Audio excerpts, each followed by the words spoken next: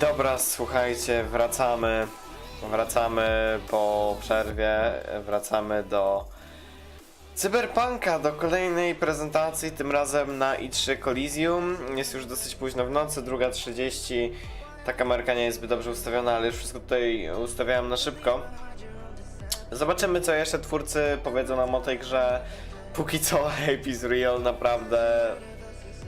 Ja mam takie dobre wyobrażenie o tej grze, po tym, co oni dzisiaj zaprezentowali, po tym, co dzisiaj powiedzieli. Wiemy, że był zamknięty pokaz dla prasy z zamkniętymi drzwiami, także to jest w ogóle coś super. Ja bym tą kamerkę może lekko poprawił jeszcze, zanim zaczniemy. Ale nie wiem, czy będę w stanie to zrobić. Dobra, nie wiem, że będzie trochę brzydka. W każdym razie, jeśli chodzi o i3 Coliseum, teraz coś tutaj jeszcze jest, ale o czym to nie wiem. W każdym razie, Cyberpunk będzie za 12 minut, tak więc to jest jeszcze trochę. W sumie nie wiem, czemu ja to zacząłem tak wcześniej. Teraz w sumie pomału trochę żałuję. Ja w sobie odpalę już tutaj mój podgląd streama, podgląd czatu. Nie wiem, czy ktoś bije o tej porze. Zaraz się o tym przekonam. No i to jest najprawdopodobniej jeden z ostatnich streamów z 3, gdzie my actually oglądamy coś na 3, reszta to już będzie jakby nasz własny content, w którym będziemy opowiadać o konferencjach, o grach, tego typu rzeczy. Także mam nadzieję, że to się w ogóle uda się to zrobić. Tak jak mówię, już tutaj sobie patrzę podgląd streama. Mam nadzieję, że jeśli chodzi o level audio, jest wszystko dobrze.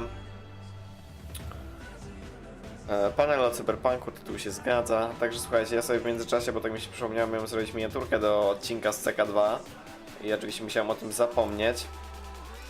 I jeszcze trochę tą muzykę przyciszę, bo już troszeczkę mam wrażenie, jest za głośno. No i tak to też tamto E3 minęło w tym roku. Ale jeszcze do podsumowań to jeszcze przyjdzie czas na podsumowania, zdecydowanie dużo bardziej dokładny, tak jak mówię. Coming up, Cyberpunk 2077.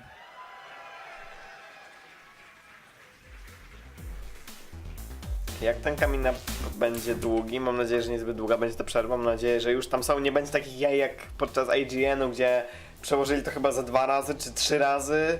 Nie wiem, w sumie nadal nie wiadomo, czy to wynikało z przyczyn IGN-owych, z przyczyn technicznych, czy z przyczyn CD Projektu, w sensie kto jakby zawinił, że były takie opóźnienia, bo rozumiem, że na przykład mogło być tak, że ten pokaz za zamkniętymi drzwiami się jakoś przedłużył, nie wiem, dziennikarze, którzy tam byli, mieli oczywiście pewnie ogrom pytań i chcieli dla każdego chociaż trochę odpowiedzieć.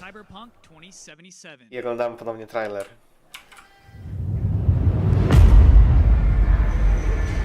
In 2077, they voted my city the worst place to live in America. Main issues, sky-high rate of violence, and more people living below the poverty line than anywhere else.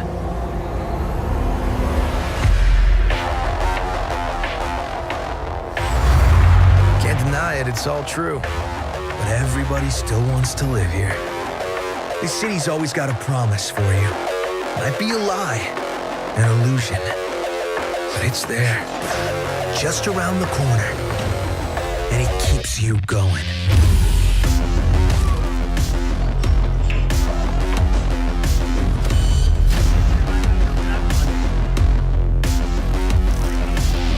It's a city of dreams, and I'm a big dreamer.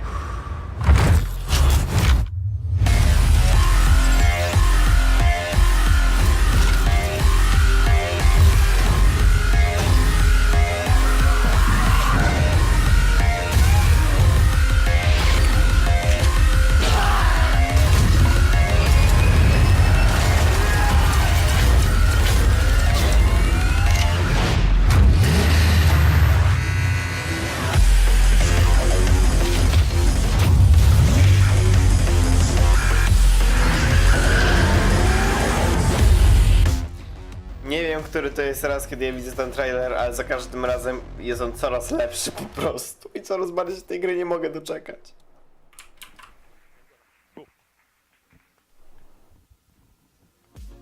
I'm back again.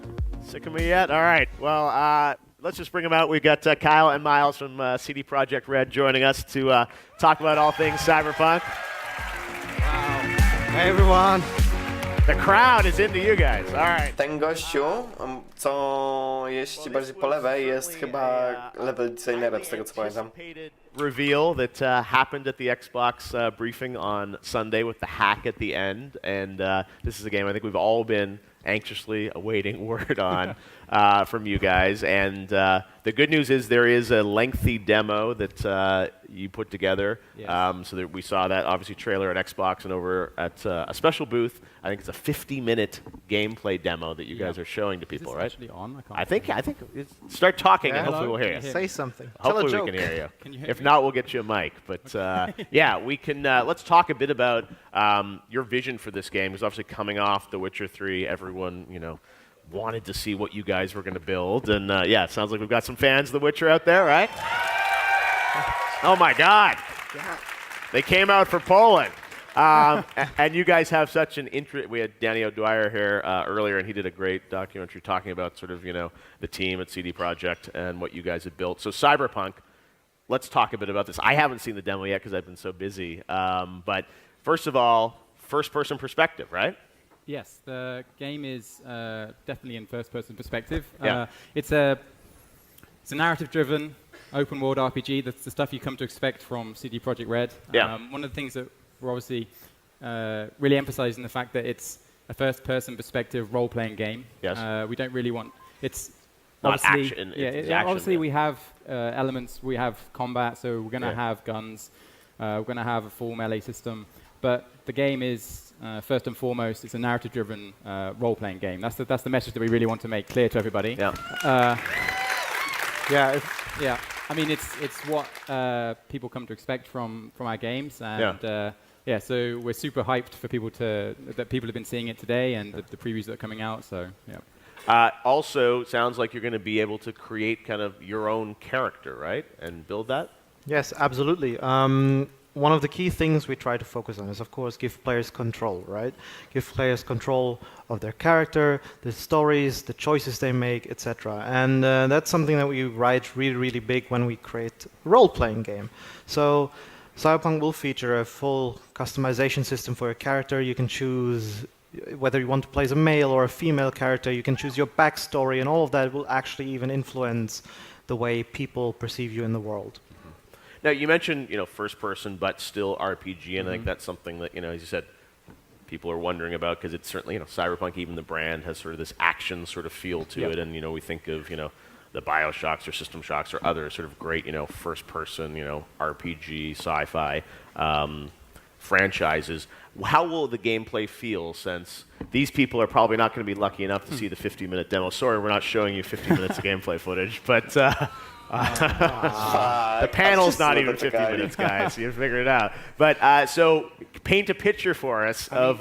We saw the trailer. What is the gameplay like? What I'd say it's varied. I mean, we're basing obviously the game off the lore of from the Cyberpunk 2020 lore.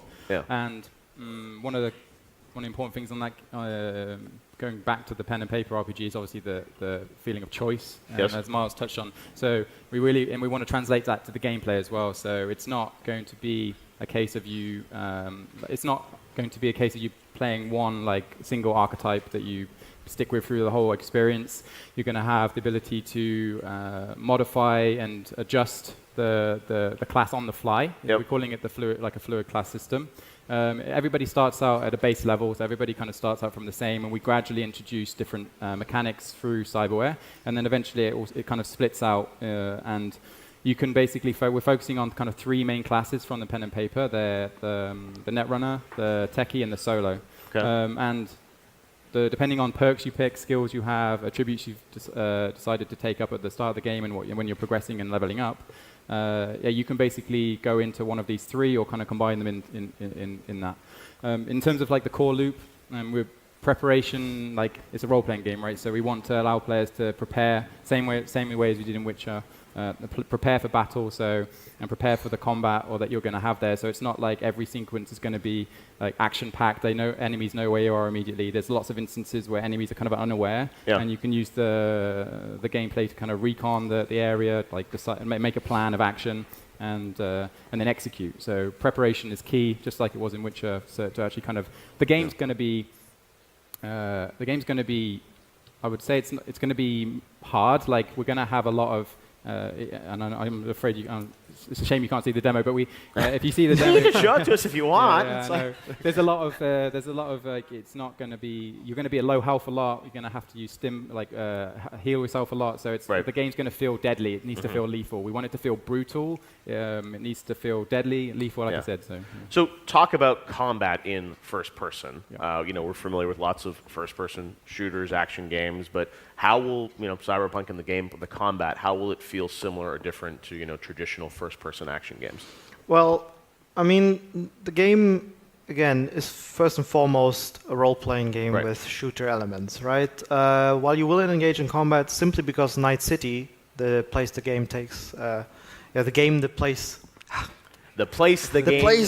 takes. All right, exactly. I got it. That's a tongue twister. Yeah, man. And it's a very dangerous place that you're living in. So basically, you'll have to watch out for danger at every corner. Enemies will try to mug you, to rob you.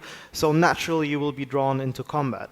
And in that, you'll be able to use a variety of different skills depending on how you choose to build your character. That could be if you want to use the mantis blades. Some of you might remember it from the reveal trailer, these blades that come out of the arms to slice up your enemies. Or maybe you want to be more of a netrunner type character that uses viruses to upload into their enemies to jam their weapons. There's a wide variety of different abilities that you can use and that you can choose depending on how you want to play the game. And I think the pacing of the combat and how it feels will ultimately be decided by how you build your character. So if you want to play it as someone who goes to cover, like doesn't want to get damaged a lot and is more tactical, it's totally viable. If you want to play as someone who's more agile, like we call it the fast solo, it's someone who's basically maneuvering around the battlefield at speed.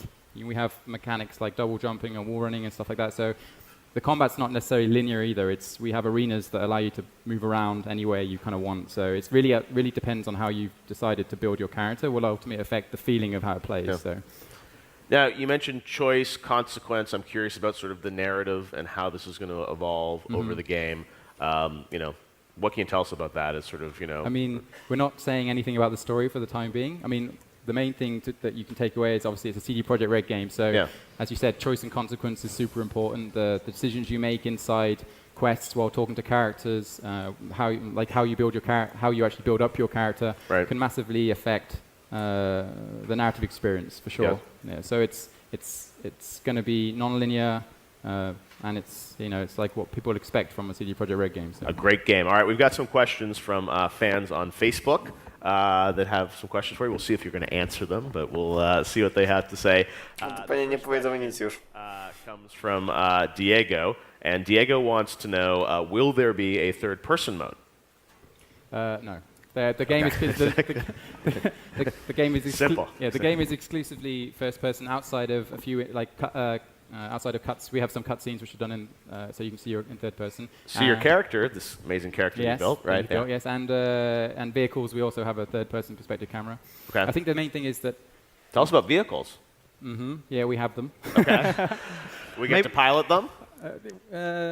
We have motorbikes and we have cars for sure. Yes. That's about. We're not talking anymore about vehicles other than those. So can I drive a car or no? Yes, you can drive a car. Okay. Yes, you can ride a motorcycle. Okay. And you can. Obviously, it's not Roach from Witcher. Yeah.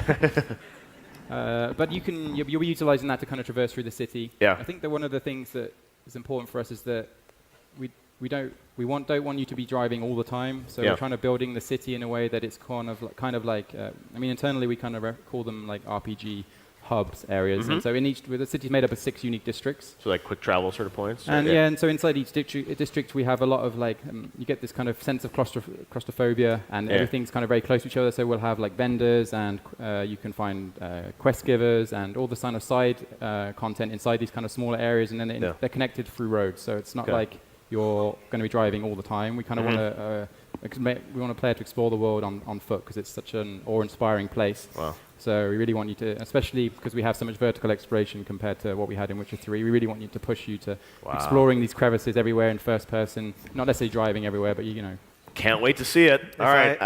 If I can add to that one thing, because I've got contacted by a person earlier today who was saying like, man, first person, that doesn't even sound like a CD Projekt game anymore. And to that I would like to say, first person absolutely makes sense for us, because our company has always been about creating high quality role-playing games, and only by using first person for this game we've been truly able to achieve a very immersive experience. The player's never been able to get this close to the action, right? We've created an entire new gameplay-driven dialogue system that works entirely because you are in first person. And to those of you who are afraid of not being able to see your character because you're gearing them up, making them look pretty, as Kyle said here, there will be cutscenes where you get to see your character, and also, of course, the inventory. Inventory, character panel, like... Right. Yeah. You'll see them. All right. One more question from Facebook. This one comes from Veronica. Veronica wants to know, will there be any form of cooperative play? Any ability to have any kind of online connection to other players? We're not talking about anything online related at the moment, basically. Okay, so that's not a confirm or deny? No, I mean... basically, we it's can't a talk single about player anything. experience. You're not ruling it out, I guess, It's a single player experience, first Yes. and foremost, basically. Everything, like, we want to create a narrative-driven open-world RPG that people want to play from CD Projekt Red. So for sure, its primary focus is on single player. Exactly, but at the same time we don't want to say never to anything. After all, we now Yeah. have first-person perspective. Yeah. Who would have thought that? Yeah, was that, I mean, I know this game's been in development for quite some time, and, you've obviously come to E3 to show it to folks because it's reached a certain point. I mean, a lot of the commentary I see online is people are wondering, how close is it to coming out? And I'm sure there's not a date or anything you can share, but this is a big milestone for the team. Yeah. So how far along are you in development? We're far enough along to show it. So I think that, I mean, everybody at home's been working super hard, and we're super proud to be able to showcase the game for everybody. Right. It's difficult to say how far along in development, because when obviously we announced Cyberpunk, it was back in 2013, and it was we were finishing up Witcher 3, so a lot of the stuff that happened, Witcher 3 took some of the guys away from Cyberpunk, so we've kind of been in pre-production and not pre-production and for a while. But all I can say is that we're moving forward at a really good pace, and we're super excited to show it off to people. So we all are excited to see it when we're allowed to see it. All right, well, Cyberpunk 2077 coming soon, I guess, is what we can say from CD Projekt. When it's ready. Yeah, when it's ready. That's the classic line. No, it's an awesome studio, and you guys, put so much care and passion to everything you do over in Warsaw. So we look forward to seeing more of it soon. Thanks to the guys from CD Projekt Red for joining us. Thank you very much. Thank you very much. Big fans. All right, well, stay in your seats because we got to do some setup because we have a band coming in. We got a lot of stuff happening for the Grim Fandango 20th anniversary. Tim Schafer and the entire original cast from 20 years ago. No to słuchajcie, kończymy oficjalnie 3, jak zwykle odpowiedzi wymijające, nie dowiedzieliśmy się prawie nic konkretnego. Przez chwilę zastanawiałem się, czy naprawdę można pójść na CD Projektu i obejrzeć te demo, które oni pokazują z zamkniętymi drzwiami, ale to podejrzewam mają tylko panowie prowadzący. Prasa, przepraszam, uderzyłem za mocno w biurko. Także no, tyle co się dowiedzieliśmy o Cyberpunku, to że jest pierwsza osoba, że będzie zajebisty RPG. Nie wiem co jeszcze powiedzieć.